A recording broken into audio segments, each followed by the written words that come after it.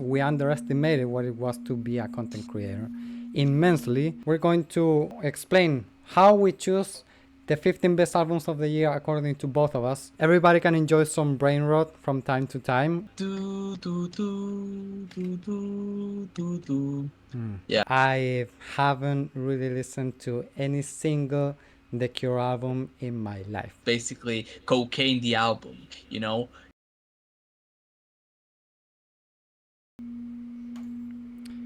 And now we should have audio, and now we should be recording.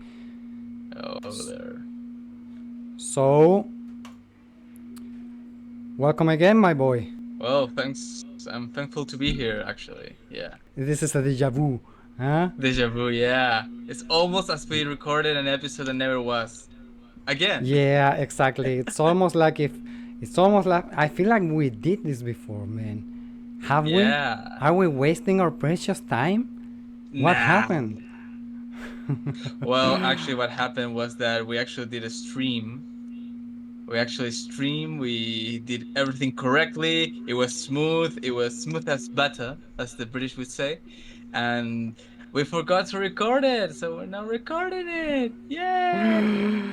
Oh man, Well, we that if technically anything, that have was my one part fault. recorded. Technically, we have my audio, and that's about it. Well, if anything, the fault of this is mine because I said everything, and we did everything so smoothly, everything went so well, and I pressed stream, but I didn't press the little button that it's a little below in OBS that press record, just for the vote and just for uploading on YouTube. But Yeah, I but want to complain. I want to complain to John Twitch. What the hell? What the fuck is the feature when you make an account on twitch.com, twitch.television? Why doesn't switch on automatically to save the votes for 14 days? Why is that a manual option? Dude, why are you making my life more difficult than what already is? Well, that's it. I wanted to vent that a little bit. yeah, it's okay to bend, man. It was so annoying.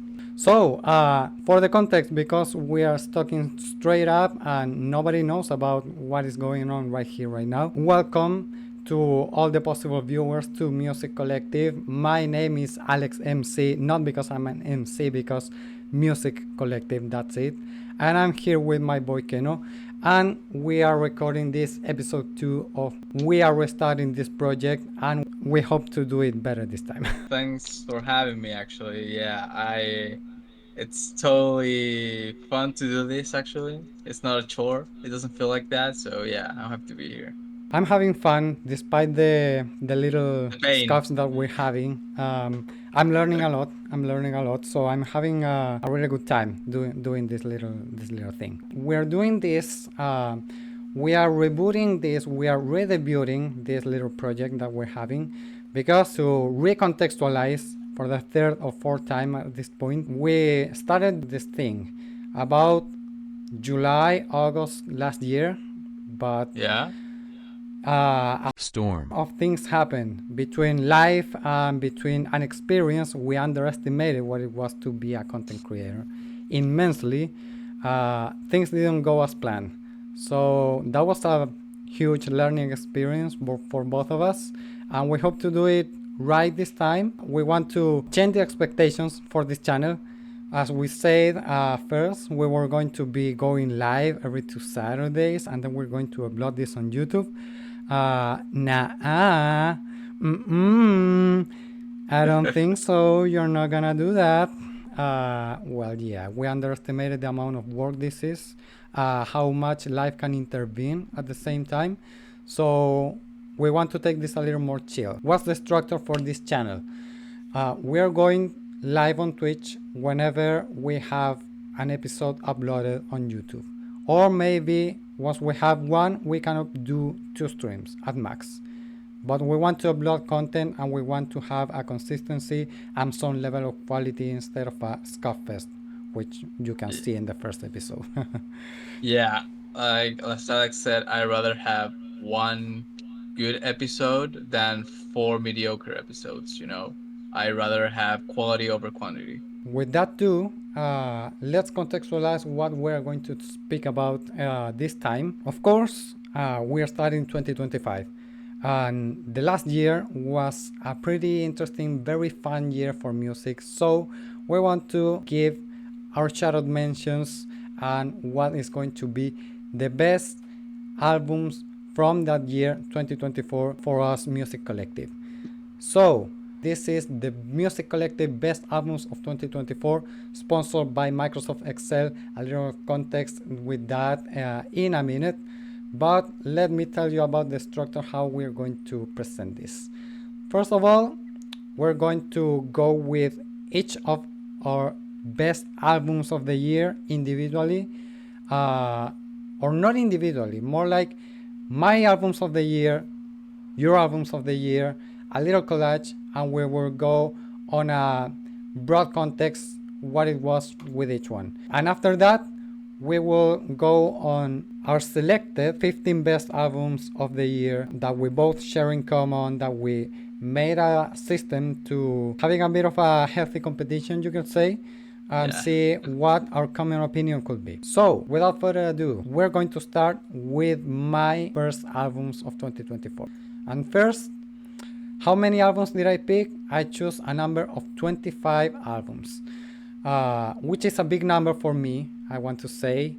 For someone who's keeping a regular job, sometimes it's hard for me to find a little bit of room for listening to music, especially for a job that's so distracting. But thankfully, there were many releases that satisfied me a lot. I discovered a lot of new artists. I saw a lot of artists that I like do some sort of triumphant return to music. We have some solid rap, some experimental pop, which is a delight to listen to. Pretty solid rock music as well. Maybe not as much as the ones I mentioned before, but mostly a year that was predominantly strange music.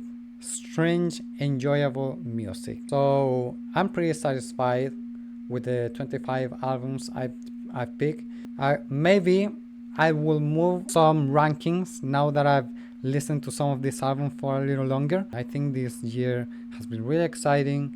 I haven't been this excited for music in a very, very, very long time. And I'm glad I've listened to all the music I've listened this year. Let me do a click so I can show your albums of 2024. And my Yeah, boy, my you are on the screen. You have your 45 albums of this here. I could have been more if I wanted it. I could have been more. It's funny because in the meantime, I have listened to albums that may have been the top, but not quite. Like they were like in they were almost in this top, and it could be an ugly number like 45, 45 or 47, you know? Oh my It could have god. been like something like that bad. Yeah. Chill. So yeah, You need to chill. I chill. rather chill. Yeah, you need to chill. 45 is already pretty hardcore. But, well, looking at your rankings, when having this conversation about how the year has been, I chose a lot of the albums you choose. I decided to give them a listen. I'm very glad about it. So, thanks to you, I Like, also discovered some great music, which is also ranking in my own charts. So, I've seen the ranking of many other content creators. And I can say many share the same opinion that this year delivers some really good music. There was a lot of content yeah. out there. So personally, in general, I'm very satisfied with what was the year. Well, in my opinion, this year was I didn't listen as much music. Yeah, I know. 45 albums here, but I would have For listened to more okay, music. okay. Like I would have listened more music if I wanted it, but job. I have a job now. I study. It's difficult to keep up. So, yeah, I think I did a decent list because I have music from all over the place. I have from, Chinese music to American. I have Chilean albums. I have your typical albums, the ones that are not typical in a sense, and you can see that later. But I have from my mainstream albums to my niche artists in here. So I'm very happy with my list. We will start with your niche albums, in fact.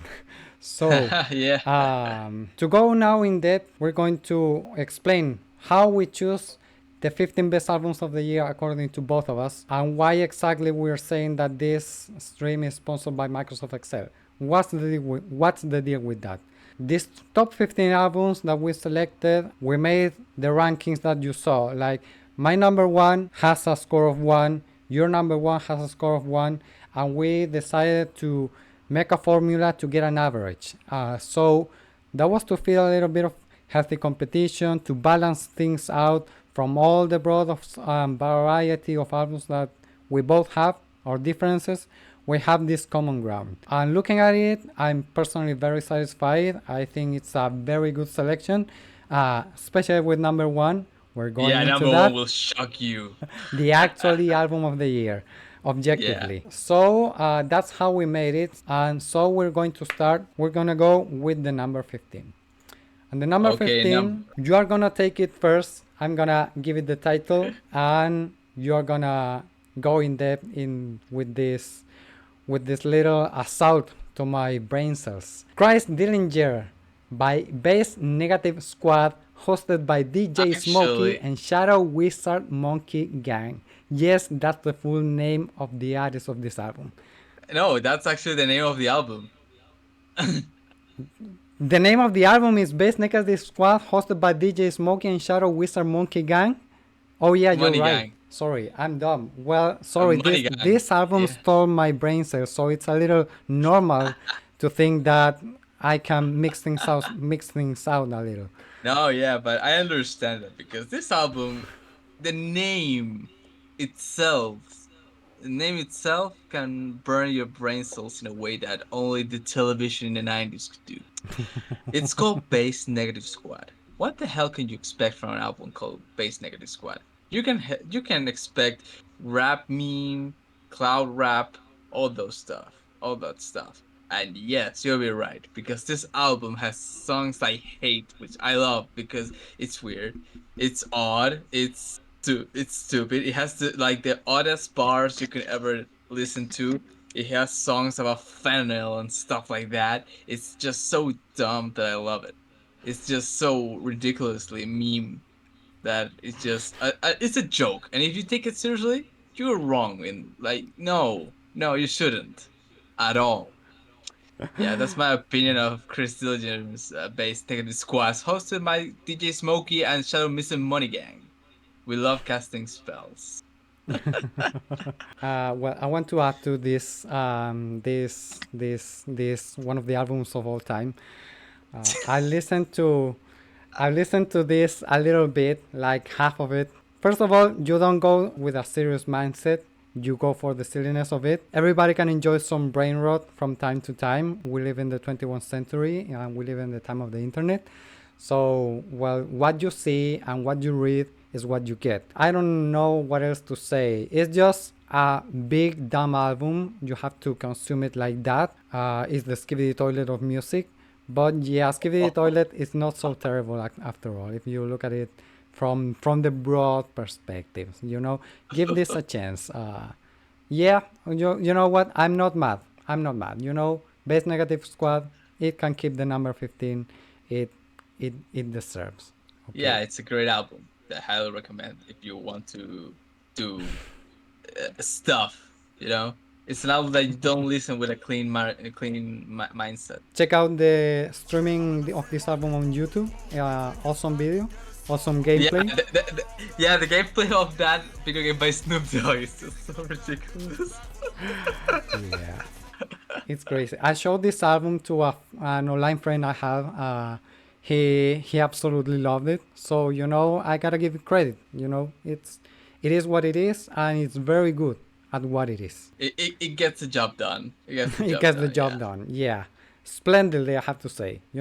Maybe it yeah. doesn't have competition. So, well done, Mr. Christ Dillinger. I hope your next release can step up. Okay, there we go.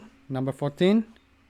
You also take this one because number 14, it's an artist that personally I don't really listen. Not because I don't want to demean it, because I'm really not into Vampire Weekend.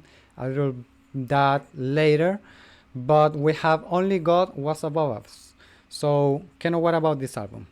Well, this album is it's the fifth album from the band American band A Vampire Weekend. It I would say it's their most sold album since their 2013 album, which right now I don't remember the name because I'm not good with names, especially in a foreign language. Yeah, but I would say it's the most sold album they have released in over 10 years. And that's saying a lot because they didn't release much in between. They released one album in 2019, if I remember correctly.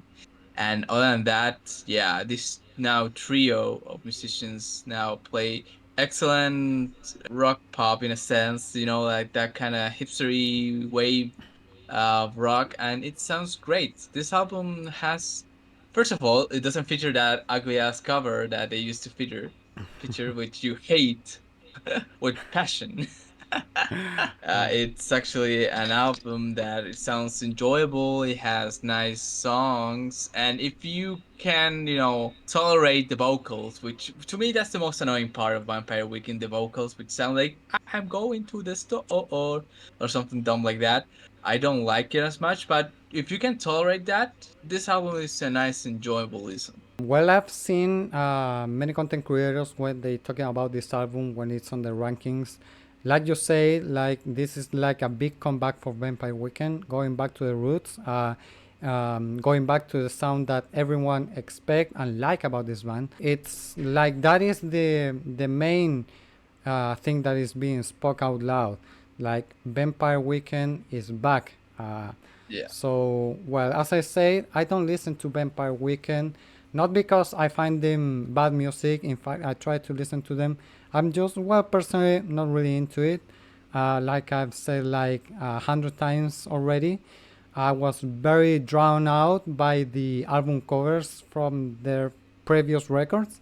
I can see this one much more interesting, a million times more interesting, I must say. It catches the eye. Maybe I will give this a listen. Maybe this is the album that can drag me finally into listen to Vampire Weekend and check out the discography and give them a better chance. Based on your opinion and the public opinion, I think the 14th place, it's a well-deserved spot.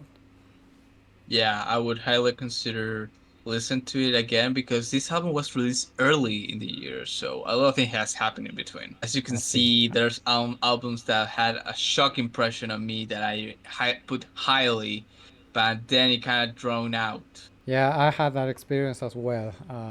It's kind of sad when it happens, but then Yeah. it comes a time when you maybe rediscover things. I don't know. Maybe that's what's going to happen with me. Like I was drawn away from this band, and maybe I just need another opinion that make me reconsider it. So maybe it goes on the homework list. So to move on, what about our number 13? What do we have? And if I'm not wrong, I'm gonna take the word for this one. Oh yes, because we got Tyler the Creator, the highly expected new album by Tyler, Chromacopia. Tyler is someone who doesn't need much introduction these days. Is one of the most influential rappers in the game right now, and he returns in a new era. He returns with this new persona, which is like uh, going back to the introspective Tyler, but not so arrogant as we saw in Call Me If You Get Lost. Maybe not conceptually impressive like it was Igor. But yeah, we have Tyler reflecting a little bit on his fame, a little bit on the music industry, a little bit on his sexuality. So I appreciate it for what it is, for being a more honest album, I would say. It's well produced. At this point, you expect that Tyler can produce a really good, fun, and entertaining album, so it doesn't let you down there. It's still under the shadow of Igor. That's a little sad. Overall, I think Tyler delivers the goods once again. I enjoyed this album because if you remember correctly, it was released on a Monday. It wasn't released in the weekend as albums usually drop. So I consider that as a plus because it was totally unexpected the release date. More on that later.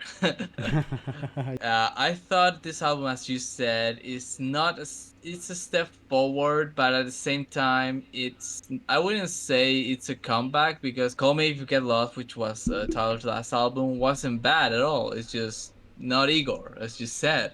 Igor is just such a big mountain in Tyler's discography that's difficult to climb it sometimes. And I'm thankful that he released Chromocopia in a sense, because that means that Tyler is is not just satisfied with Igor. He wants to do more. It's a step forward, it's Yeah, taking maybe he took some criticism from his past album. I don't know. I am not the man, but I'm happy about this product. It had a really good reception as well. So good job, Tyler. Once again, yeah. let's move on number 12, and we have what do we have here? We have Oh yes, Paranoid. you take this We one. have Paranoid by yeah, Sky 100.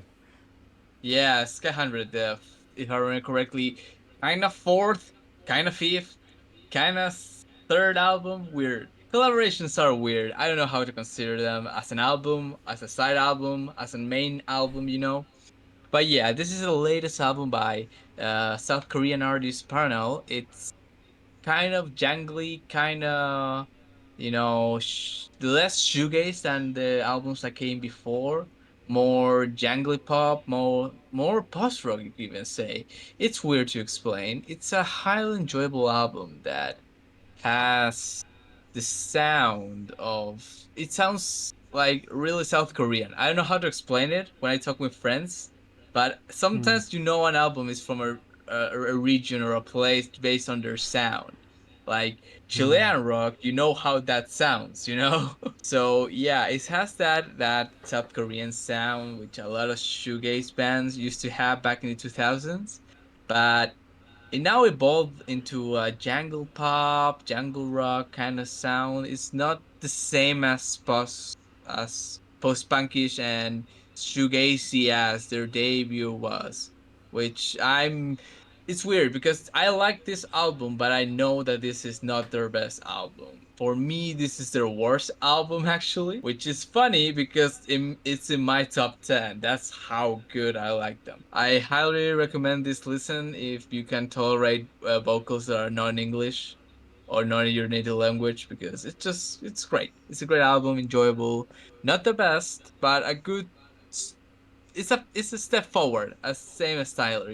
To add to that, what you say about the regional sound that you can distinguish here, Asian music, the countries from Asia, like Japan and South Korea, have a very distinctive way to compose, I guess.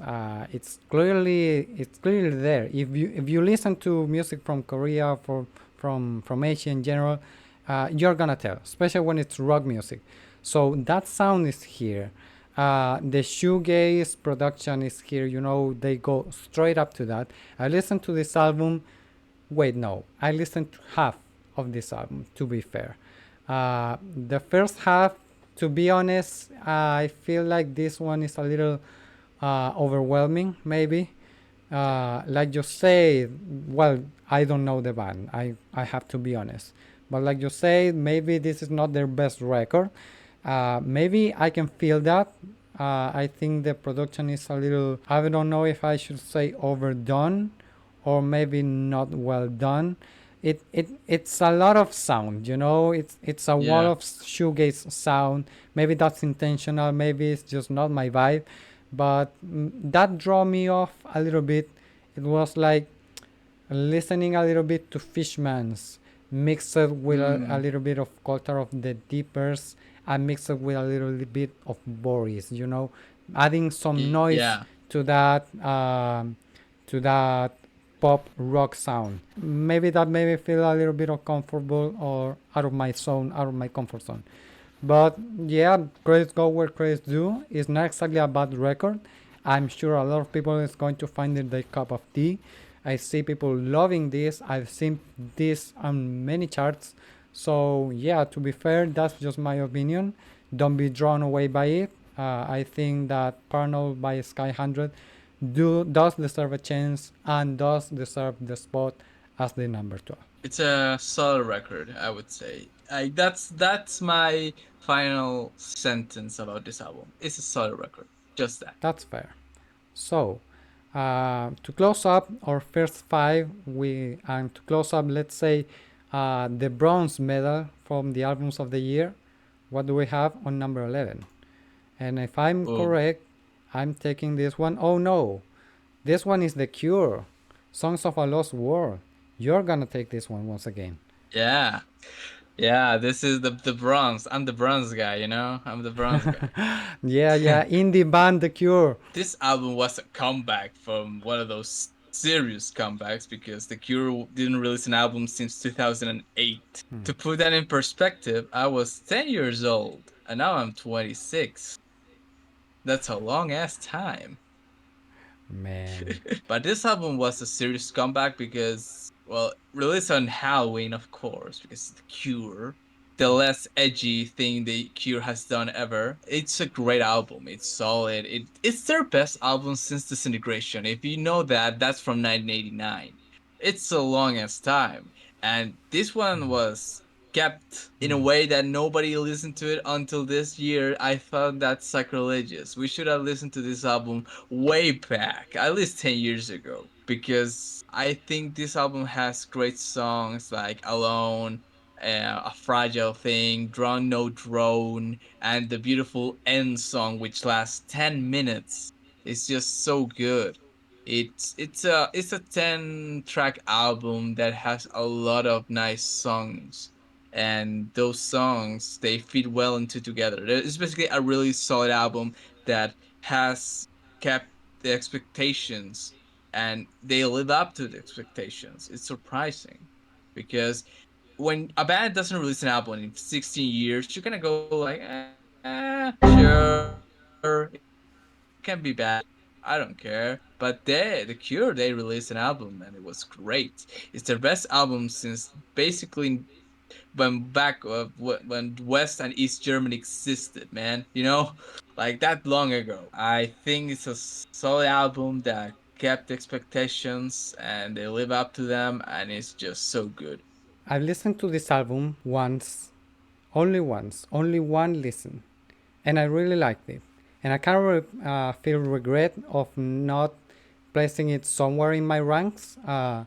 But I have a confession to make. I'm going to confess my sins. I haven't really listened to any single The Cure album in my life.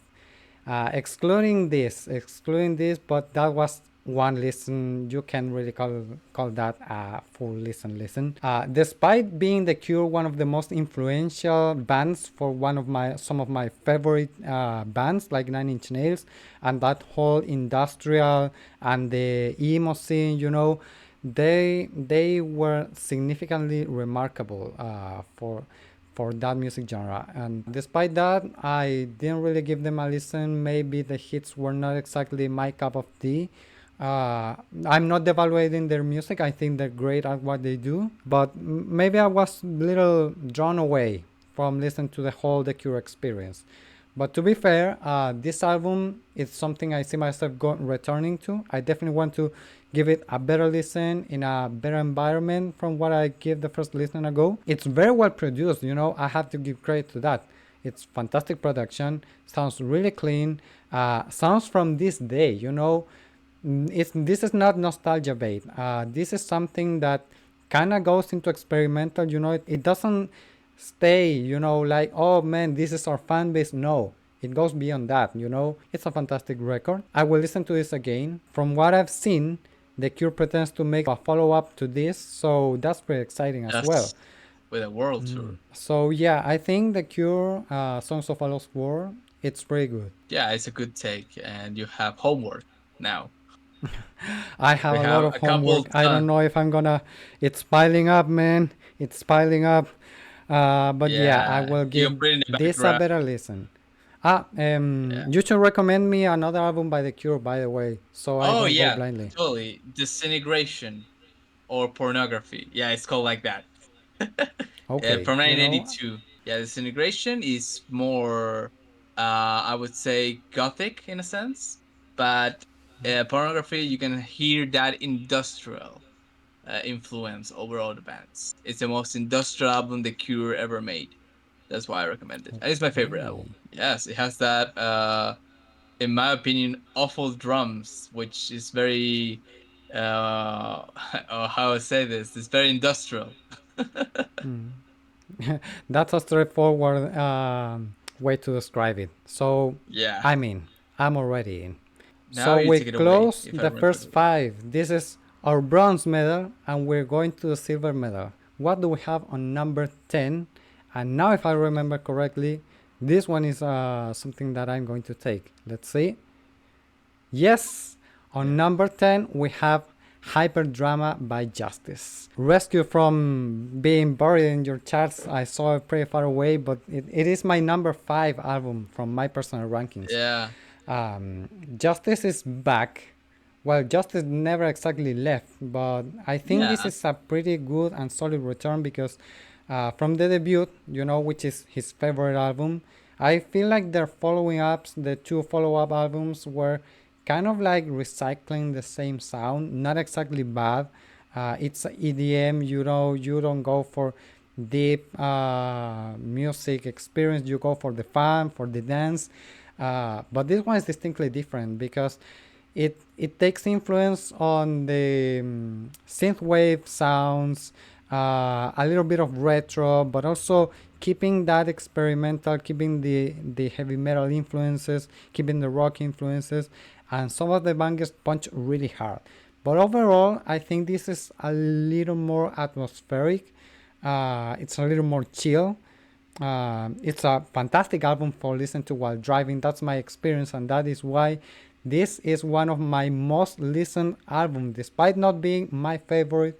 Despite having others topping it, it's a fantastic ride. Especially, I'd say this is the vibe of this album is city night drive. With the lights around you. You're going back In total home or you're darkness. just going, yeah, exactly, full darkness, and you're just uh, feeling the surrounding, that the typical video from YouTube, the synthwave mixtape, you're going with the gifs and the retro aesthetic. That's it. That's what this is. But being very justice. Um, I have to say this one has a peculiarity because you can divide this album in two. The first half of the album has the bangers, the singles, Never Ender, you have Mannequin Love, you have Dear Alan, all of that vibe. You have also the heavy punching ones. But then the second half, it goes into a more conceptual way, I would say. It's more grandiose, more cinematic. It's like 4 or 5 songs that you have to listen to in one go. Uh, but personally, I really like it. I'll take the two EPs into one LP. I don't think it's a drawback. I think Justice made something very interesting, going beyond just being, your dance EDM music. Yeah, I really like it. I've listened to this a lot. It's got the bangers, and Justice just this is the second best Justice album. Yeah, I approve that because their debut album Cross, if I remember correctly, was something called like that because it wasn't called actually that. It was just a symbol. I really like that album too. Hyperdrama is also my second Justice album, and let me tell you, that album is solid. It has good songs, good collaborations. This album reminded me of Random Access Memories by Daft Punk in a sense that it had a lot of collaborators with Justice in this case Yeah.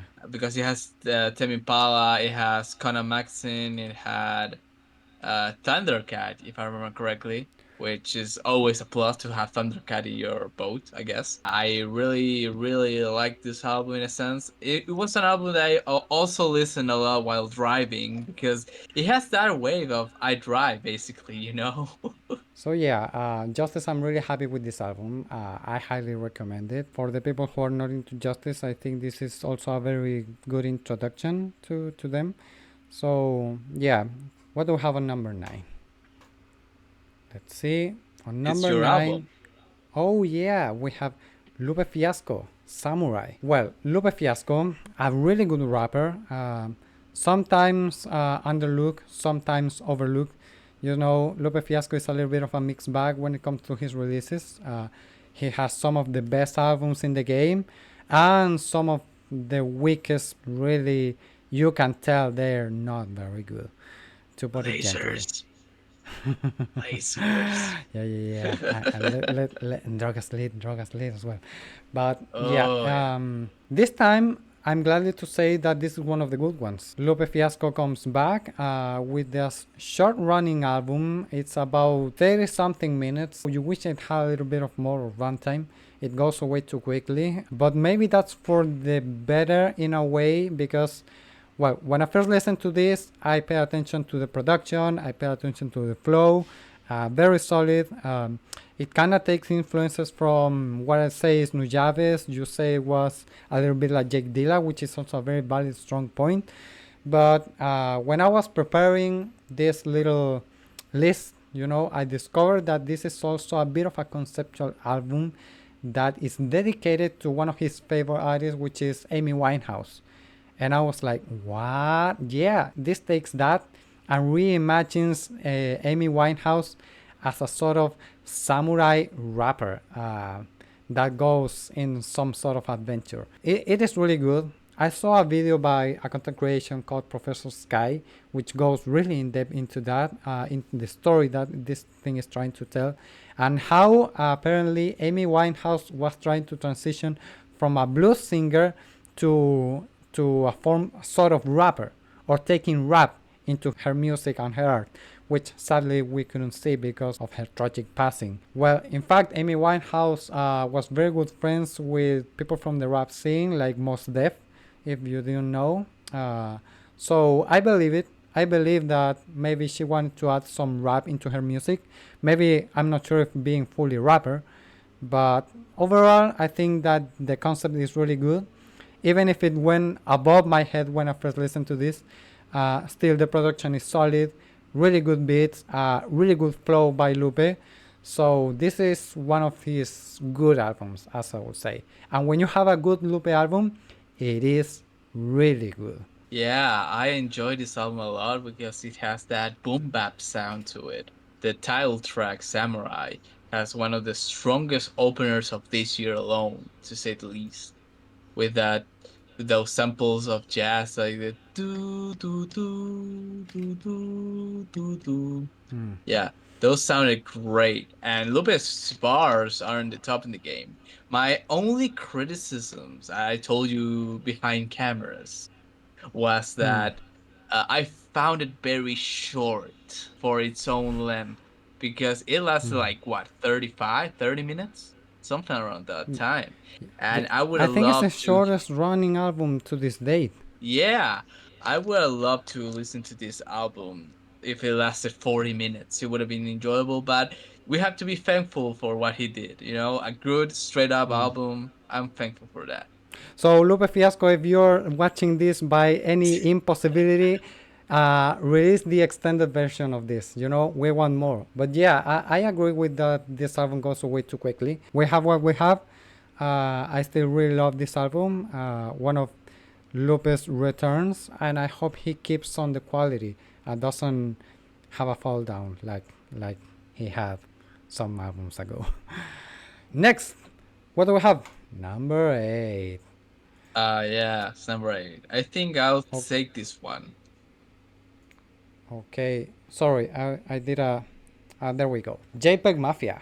I lay down my life JPEG, for you. JPEG Mafia. What could we say about this underground rapper now? Yeah, it's funny to say something is underground when there are Lollapalooza and stuff like that.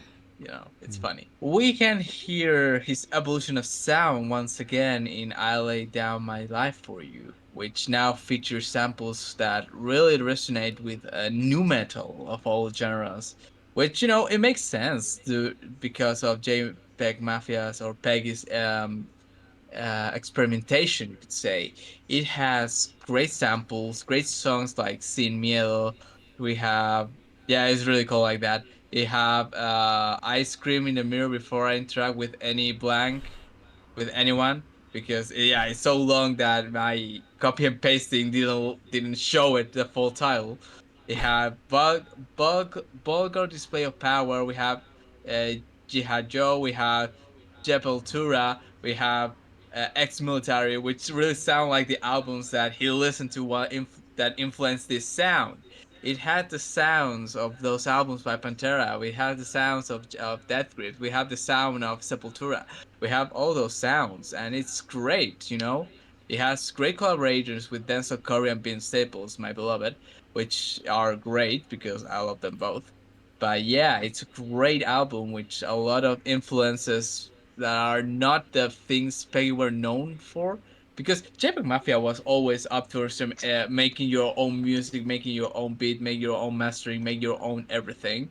And now he's sampling different genres of music, and that's always interesting. Maybe this is not Peggy's best album, but I think this is the one that cements him as one of the most relevant rappers in the current modern era. It's very experimental, it's very raw, but however has some accessibility. I can see him going a little bit mainstream, being the old one in the mainstream rap scene. Maybe that's a way to describe it. But yeah, JPEG Mafia comes with this album, excellently produced, some impressive samplings, like the sample of Succession, that one is gonna go in the rap history. Yeah. That's what I feel. Very impressive, very unique in a way, very distinctively JPEG Mafia, taking this heavy rock and heavy metal influences into rap. It's a delight to listen to, especially for someone who really likes guitar driven music and who thinks that rap is one of the best music genres in this modern age. I think JPEG Mafia contributes a lot. So yeah, I think it's just solid. To sum it up, it's a little more than that, but well, to be honest, I haven't listened to Peggy so heavily as maybe you have. I like, for my experimental rap, I like a lot of clipping. I listen to Death Grips. Peggy kind of went above my head when he first started, so I'm a late listener to him. But this is one of his good ones. Maybe top three or top Yeah. four so far. Yeah. Yeah, I really enjoy this. Like to me, Peggy is always an artist that has, solid albums, but I wouldn't consider them like my top albums. But yeah, he always releases straight up solid records. From all the aliases he had back in the day to just normal JPEG Mafia persona. I think that this is, you said, not the best, but a top four, top three. I share that opinion. Okay, shall we keep going on number 7? We have, what do we Kendrick. have here? Okay, now we're talking about the king of rap, Kendrick Lamar, GNX. Take it away.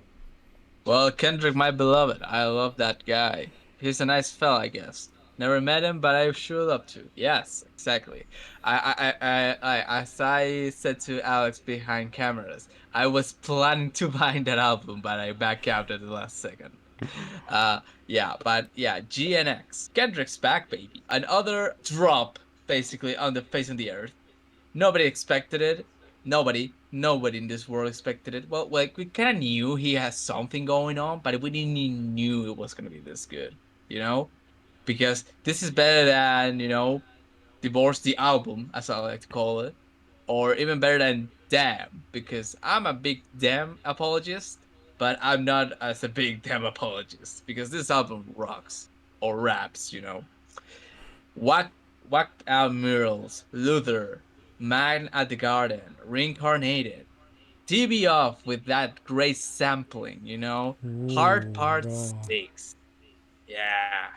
This album has some of Kendrick's best work of the decade. And we're only halfway through that decade. Imagine. It's just so good that it makes it surprises you that he had this thing just in standby. I just press a button and release it. Just so good. To add to this is an album that started to grow on me the more I listened to it, because when it first dropped, because it came out of nowhere, it came after Kendrick being in the news of everywhere, in and out of the music scene, because let's remember the manslaughter that he had with Drake. Oh yeah, right. I forgot. Yeah, we had that. We had the music event of the century, and then he went radio silent after a flawless victory, and then he just dropped this. And when this dropped, and I gave this the first listen, maybe I didn't know what to expect, and it felt a little overwhelming. So when I was first consuming this album, I was like, yeah, this is good, but maybe it's not as good as some of my favorite. But then I started to listen to it more and more and more, and it started to grow on me. First of all, this is the most fuck you album that Kendrick has released to this date. The way it dropped it, fuck you. I'm not going to release a single, I'm not going to promote it. There you have it, and you're gonna like it. Fuck you. Album cover, nothing flamboyant, just black and white, not even high resolution. Me and the GNX car, fuck you. Album art, there's no art, it's just gray on the CD and on the vinyl. Fuck you. The music as well, of course. The topics that Kendrick brings on in this, it's speaking about criticizing a little bit of the music industry. Also, lifting up a little bit of his ego. And you know what? At this point, I'm not going to contradict the man. Not after what happened. Not after so many good albums he's released. Also, fuck you. So yeah, at first it was so sudden and so fuck you that it was a little bit too much to process. But once it sinks in, you start to appreciate it. Also, maybe this is a little biased because I am the son of a mechanic and my dad absolutely loves cars. But the symbolism of the GNX, one of the most rare but most powerful muscle cars produced in America, released on the birth year of Kendrick, and also only available in black, that just tells you something. It Yeah. goes with strength. And that's what GNX is. And once you start getting it like that, the album takes much more sense. I think this day I will place this album a little higher. Maybe it deserves more than a 7, but we have what we have. And it's not a bad placing at all as well. So good job, Kendrick. You did it once again. That is why Kendrick is one of my favorite current artists to this day. And pretty excited for the future. Yeah. Kendrick's my top 5 favorite rappers because the peak of Kendrick has never dropped. We Hmm. think it dropped with Damn, kinda, but the guy's still there. He's still relevant. He's still, fuck you to Drake, the biggest pop star of the century, almost at this point. So yeah, the guy can do it all. So Hmm. bravo. Yeah, he can do Yeah, it yeah. all. Hats off to Kendrick. That's it. Shall we move on to number 6, the last one of Yeah, the silver medal? What do we yeah, and have you're gonna here? take it away. Okay, let's see what we have. Oh yeah, speaking about people who drop out of nowhere, we have Jack White with No Name. Maybe another fuck you album, but Hmm. maybe not as aggressive. But the marketing strategy, all Jack White with his old ways. He just went on silently. He sneaked some of his albums in some record stores. I'm not sure if this was released on Record Store Day, but I know he dropped this out of nowhere. And it was like, oh yeah, this is from Third Man Records. This is the new Jack White album. And that's it. And it's like, okay, yes. When I first saw the leaks, around the internet on YouTube, I thought this was fake because we live in the times of AI. People make their AI imaginary albums, and I thought, okay, this is that. This is not Jack White. How this happened, but this actually happened, and then it got the official release and the official album cover. That is not as pretty, but we don't talk about that right now. Yeah. Yeah, this album is Jack White delivers the goods. It's what you expect from him. It's some really entertaining and solid blues rock. Maybe I can say he's at the top of his solo career with this one. It's just entertaining. It goes hard, it's very enjoyable, the length is really good, some solid riffs. It's not something to go too in depth about, but it doesn't need to, you know? It just needs to be good, and that's what it is. Yeah, I share with the sentiment of fuck you, I'm great at the guitar. This album emanates that. I also share that it's my favorite solo Jack White record. It's the most because Lazaretto wasn't bad, but it wasn't that good. The ones that came before that, it was okay.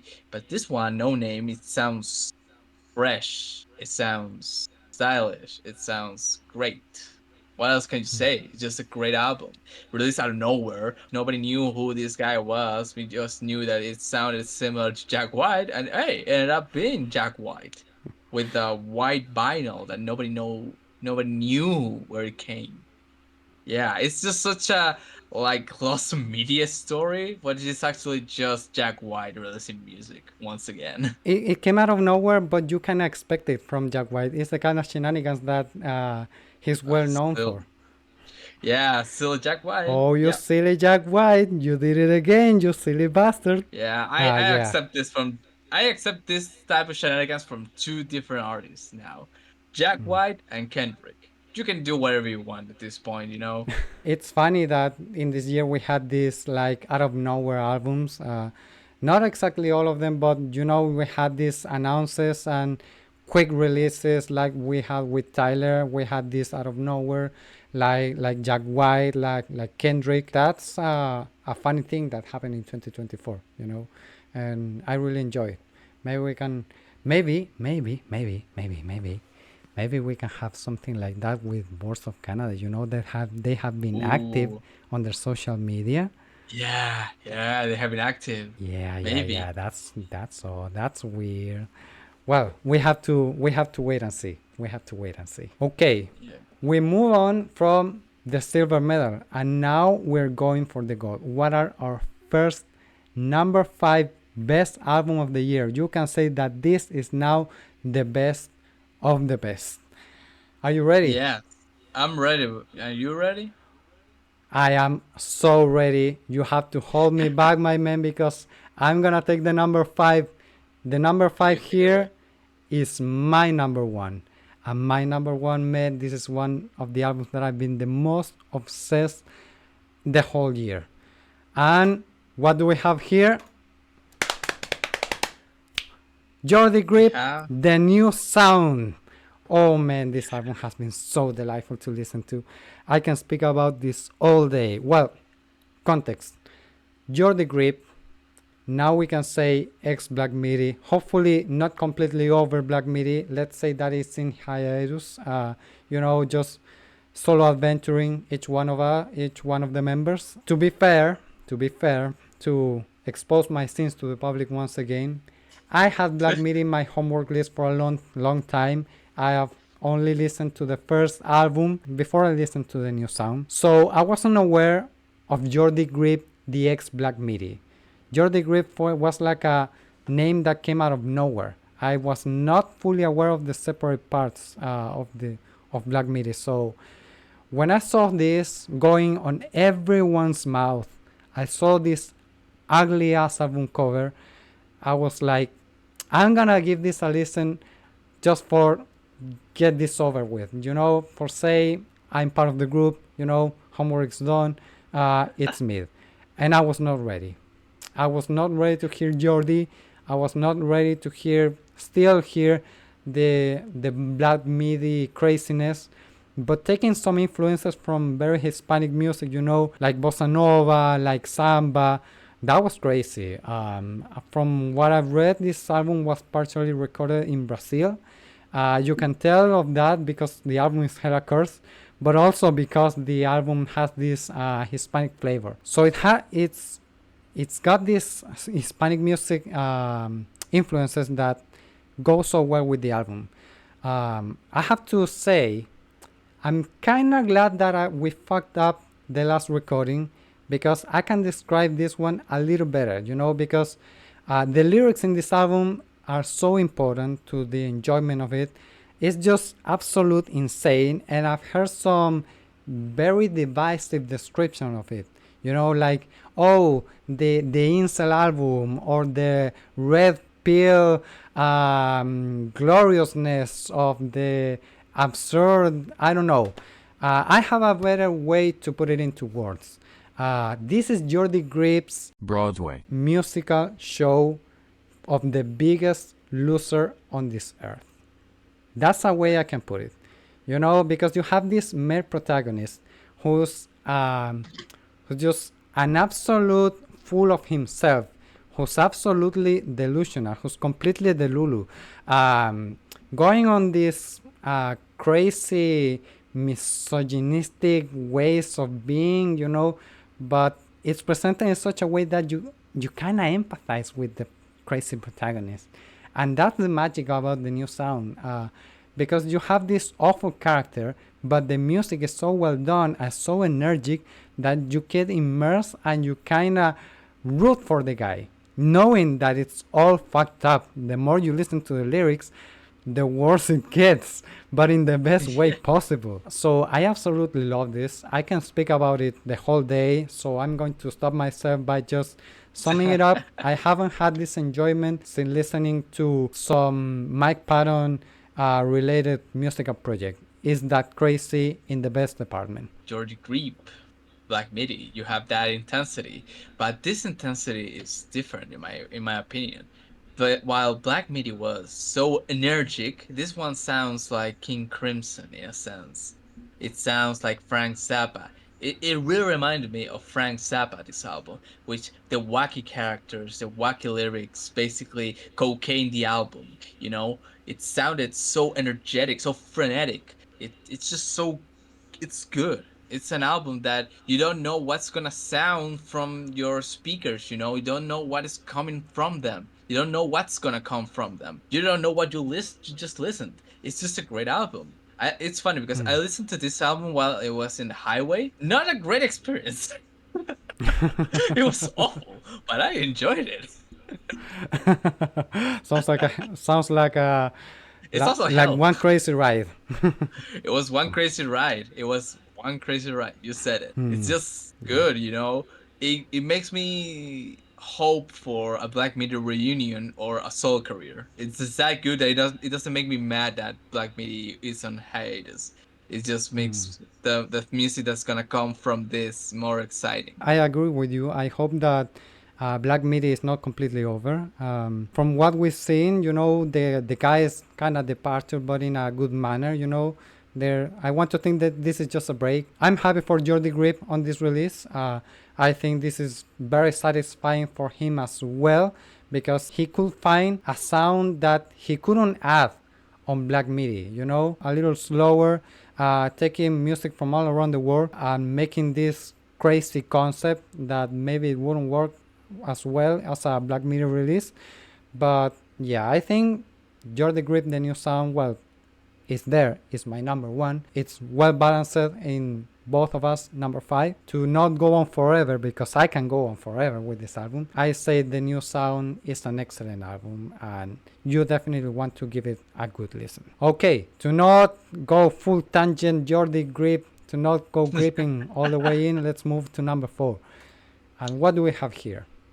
We have Imaginal Disc by Magdalena Bay. Well, this album, I'm gonna be honest with you, as I was the last time we recorded this, I'm a not big Magdalena Bay fan. I did not get the hype for the debut album. I thought it was mediocre synth pop in my opinion, but this album, it sounded like synth pop doing like the one of the best synth pop ever mixed with Steely Dan. It's just the best of those two words and worlds, you know. It's just so I don't know. It's one of the best albums I listened to in a while. You know, it's not the best, but it was the most innovative album that I heard in a while. Like the sound is just powerful. The lyrics are good. The voices are great. You know, long live Argentina, I guess, because the singer's from Argentina. But yeah, it's a great album. The album sounds just so neatly made. It's just made so point by point, note by note, synchronized so well. that it just flows in a specific way that is just so good. Songs like Killing Time, Image, which is great. Death and Romance, Watching TV, Love is Everywhere, That's My Floor, Cry for Me. Yeah, those are some of the greatest songs of the year, in my opinion. This album is just straightforward, banger after banger. It's just so great.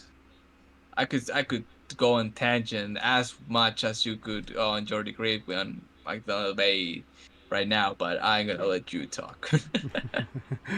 Okay. So to not go endlessly, personally, I want to add. First of all, I wouldn't have listened to this without you, my boys. So thanks a lot. First, I really like this album. It's some fun, strange pop. It takes a little bit of nostalgia, you know. It adds it, but it doesn't go full on it. You know, it's not something that I really appreciate because it's easy to just bait people into, oh, remember the 80s, remember the 90s, remember the 70s.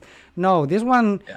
takes that, but it modernizes it, you know. It mixes a little bit of nostalgia, but the album sounds really modern as well. It's really fun. The lyrics are very interesting. It's not just bland pop music, not to discourage, you know, just simple pop music that you can enjoy. But Magdalena Bay is interesting. It's an interesting pop project that takes a little bit of nostalgia, but also reinvents itself. It reinvents the sound.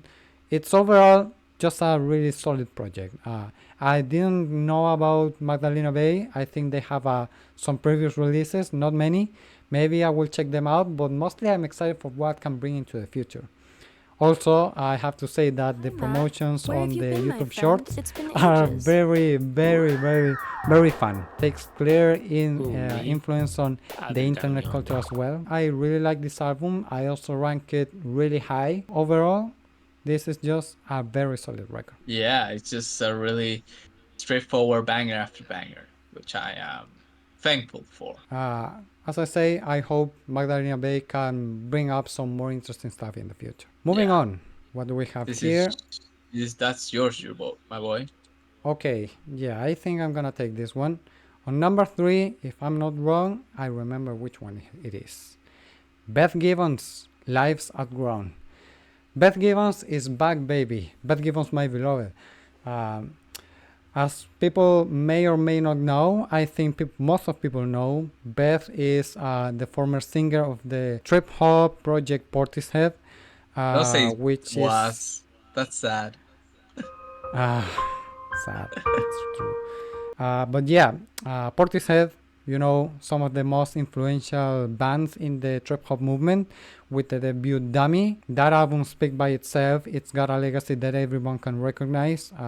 Their follow-up album, Portishead is solid, but maybe not too crazy or not as surprising as the first one. Then they released 3, which is much more experimental, much more electronic, and then we had nothing. Portishead was over. We had maybe one single for promote a movie, like a very short one-time reunion, but that was it. That's it. And some active social media. And then Beth was featuring some projects. You know, he had like a solo concert, a collaborative album. He featured on Kendrick Lamar's the last album. You know, what was the name again? I'm sorry, Ken. Mr. NX. Morale and the Big Steppers, you know, in the song Mama I'm Sober, which is one of the most interesting songs in the album. She delivers that sweet but mellow vocal performance. And this album is that mellow vocal performance. Is not Portishead, is not going heavy into electronics, it's more acoustic. It's got this interesting percussion. It's got string instrument like guitars, like maybe some violins. I think there are here and there, but it delivers a very good mellow performance. You know, one way I can describe this album is like winter music, perfect for, you know, the rainy days, the cloudy days. A little bit of introspection. You know, we have this Beth Gibbons, a much more adult Beth Gibbons, speaking about exactly that, you know, being a little more old, being a little more wise, being a little more mellow, but not exactly depressive, you know. It's the kind of sadness that feels good. That's a way I could describe it. So thank you, Beth Gibbons, my beloved, for returning to for this album, even if it's a rare occasion, and if we don't see you release music in some 5, 6, 7 years later. We are so glad that you were here, and I hope this is not just a rare occasion. I hope you can come back either as a solo album, or if you want to bring back Portishead, bring back Portishead, bring back Portishead. Um, yeah, I'm happy that this exists. It's a really good album. It's very enjoyable. The good kind of mellow. That's how I will want to wrap it up. Yeah, that album. Yeah. It's just so good, so mellow, so acoustically simple. It's just so beautiful. Life's Our Ground is Beth Given showing us that she could still make it. And it's just a great album that it sounds like winter for us, it dropped on winter, on literal winter. So I remember That's going true. to university with, with the rain and the humidity and all that, and that album in the background, it just fitted perfectly. Yeah, it adds to the atmosphere. I remember when I listened to this for the first time. For I was very far away in the south for work, in a place where it rains a lot and it's pretty dark, and I was listening to this while having my breakfast coffee in a hotel room. It's such a vibe. It fits so well. It works really good in those special moments. That's the type of album this is. Totally deserving the third place, in my opinion. Totally deserves it. What do we have now in number 2? Uh, if we didn't add this, the court of public opinion would have slaughtered Yeah. us. So, Yeah, they would call us and that's awful because words. I was kind of drawn away from it. That's my fault. But yeah, I was given this a better chance, and I'm glad I did. It's Brat by Charlie XCX. Oof, Brad by Charlie XCX. What a great record. It was my top one album of the year. It was my top album of the year. The AOT of the year. Redundancy, but whatever. This album has banger after banger, Even songs that I didn't enjoy as much, I like them because I listened to this album right before we started recording this, actually. And yeah, 360, great. Sympathy is like a knife, great. Talk Talk, great. Bond Dutch, great. Everything's romantic, great. Rewind, great. Girl is so confusing, great. Mean Girls, yeah. B2B, great. 365, great. All the songs are so fantastic in a sense that they sound so good. Club classics, not as great, but you get by. That album is just so good. It's the best album that Charlie XCX has ever dropped, and it's not just a step forward; it's 20 step forward, in a sense. It just it launches her to a new place, in popular culture. Well, to add to this, I wasn't aware of Charlie XCX. When I first listened to this, I was not so into it. I was first listen was like, oh man, this is inoffensive pop music when I was first checking out Brad. But then I started to listen to it again and again, and I started to realize what was the strong point in this album, which is mostly production. This takes a lot of influences from, I see IDM, I see a lot of experimental electronics like Apex Twin. I saw the comparisons between the production of this album and the Cyro album by FX. I say it now, both in the green color and the beeps and boops. But yeah, this album is very pleasant surprise, mostly for the general mainstream triumph that this album was. An album like this shouldn't be on everyone's playlist, but however, it took over the world. And that's probably the best selling point that Charlie XCX has right now. It's got the entire world looking at her.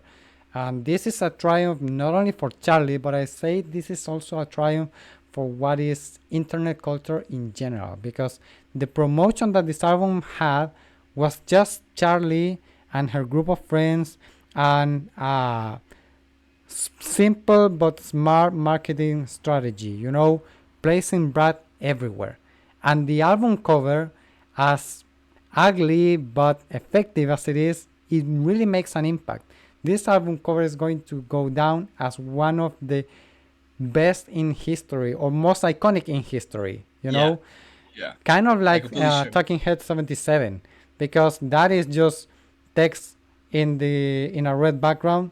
This one green and black is going to be remembered forever. So Charlie made history. The album is good. The music is great. I was more lukewarm with the music the more I listened to this. Overall, I was not very into it, but I can see it now. So yeah, Brad totally deserves the spot number 2. Maybe it even grows more on me the more I listen to it. I'm excited for what is gonna come next. We had some snips set because we had Brad, but it's different, but it's also Brad. Yeah, yeah. So And the remixes. Charlie is here for stay. I mean, Charlie Yeah. is here to stay. Yeah, like as I told behind cameras once again, I tried to buy this album on physical, but I couldn't find it. It was either A, too expensive, or two, it was sold out. And that Oh, tells you that even in this place, that happens. Back million, like thousands of miles, thousands of miles oh. from the US, that album still hits us hard. To be fair, I want to buy the new sound. I want to have a physical copy of it, and I also see it very, very, very difficult, especially for the place we live. Oomph. Let's go not too deep Oof. into that, but yeah, it's rough for us when it comes to buy music like this one. But let's not lose hope. Maybe in a not so far away future. Okay, Now, let's go. now, now, what do we have now? Our number one, the true album of the year, Yes. leaving our egos behind. Let's join hands in this, the true album of the year. What is the best of the best here in the 2024? Drum rolls. We have number one, Joy Balance and Bread with No Hands. This album is Yeah. so fun, man. This album is so fun. What can I say?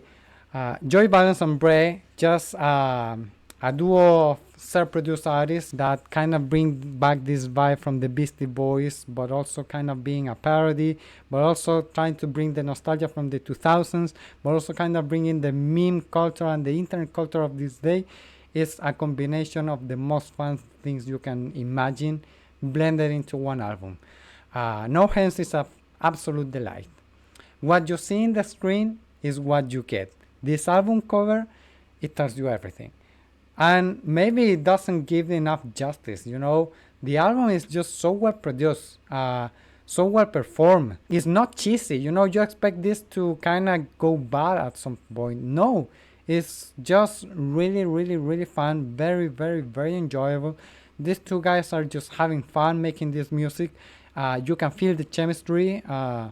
And overall, it's just so fun, so good. Crazy lyrics, crazy rhymes. It just bring it up, add something to this. Yeah. Albums like albums like this, songs like this, they are meant to be fun in a way. And let me tell you, with songs called like John Cena, Omnitrix, yeah, the monster from Ben 10, um, The Baddest, Like a Punk, No Hands, Pocket Punch with Danny Brown. That's like a dream come true. Joey Badass and Bray with Danny Brown. My brother in Christ, that's amazing. It's an It's amazing just, record. it's an amazing record. It's just fun. 30 minutes of pure joy. Because I'm happy that these guys could make it. Because this is the sound of rap that we're missing from, since the sadly breakup of the Beastie Boys. We needed a hip hop posse or group that is fun. And we have one. This album also is so unapologetic that maybe that's one of his strongest points. It doesn't want to pretend to be anything that you need to take seriously. It's clearly like a parody album, and it's strange that a parody album goes so high on this type of rankings. But this time it deserves it. It's so well produced. It's just so fun. Maybe the strongest point is that it's fun, it's enjoyable. And what else do you need? If you like it, you like it. And that's the strongest point about No Hands. It hits right, adds enough of nostalgia, adds enough of good production, adds enough of modern culture. It just combines so well. Also, the tour that they've been making, the oblasts that they've been doing on YouTube, they just prove that these two are having so much fun making this music and performing it live. It's a delight. Wherever you see it, it's a delightful and fun album. Definitely deserves the number one here to balance things out. Putting our egos aside, this is the album of the year for both of Yes. us, for Music Collective. Yeah, this is the album of the year, and also I might add that the song they covered 365 by Charlie XCX, and it's one of the best covers I have ever heard in my life. Album of the year makes a cover of Artist of the Year. The How year. meta is that? Dude, Yeah. that's it. They win. They win the game. Cinema. I don't make the rules. This is just I what it don't make is. it. It is what it is, and it's great. Quite a great Yeah, timeline. very straightforward. So, with that, my man, I think it's fair that we can say these are our albums of 2024. Yeah, it was a fun year to listen to music, to enjoy music. That's my main takeaway from this year. It was a great year because last year it was okay-ish. The 2022 was this weird ass year back from the pandemic and start making life normal again. The pandemic was the pandemic. The year before that was almost 5 years ago, so it doesn't count. It's the first normal year we had in a while. Talking about music, obviously. I fully agree. Yeah, definitely we had a transition where many elements came up the years before this one, and now all of this bombastic music drop out at sort of at once in one condensed year. That is keeping me very excited about the future. 2025, I look forward for a lot of artists. I already spotting artists like Joey Badass wanting to release something. There's a single already. Darkseid is going to come up with a new album. Darkseid has one of my favorite albums of all time. But well, those are the first two that come quickly into my mind. But I already am spotting some music projects that are going to be released in this new year, and I'm really looking forward this time. Yeah, 2024, come on. I'm hoping this year is gonna be as bombastic as and fun as this year. But most exciting, that Music Collective will be active on this new year. I hope that this redebut can prove, if anything, a little bit of what we want to do. I hope this can bring a little bit more of consistency, and I hope we can bring up more content. Not on the levels that we expect at first, but we hope to have some sort of consistency. We hope to make uploads, and hopefully we can grow an audience. So we are really looking forward to that. We Yeah. have faith, and I am pretty excited. That's what I can say. Yeah, I'm also excited because I want 2025 to be one of my best years as personally as in Music Collective. So I'm looking forward to against adversity and beyond. Well said. Fight against adversity, which most of that adversity is our ignorance. But yeah, we're Yeah, gonna do it, my man. We're gonna we're step gonna do it. forward. I believe so. Yeah, me too. To finish, thanks everyone who casually trips in this video. Thanks a lot. Follow us, subscribe on YouTube, follow us on Twitch. Maybe other social media is gonna come soon if this gets some sort of traction. In the meantime, we're going to polish our level of production. We hope to deliver some good content. We already have something to speak of for the next time. We're excited to record once again. Once this gets uploaded, before the month ends and before this topic gets rolling too quickly. So Yeah, that will be it for my point of view, and we will see you the next time. Peace. bye.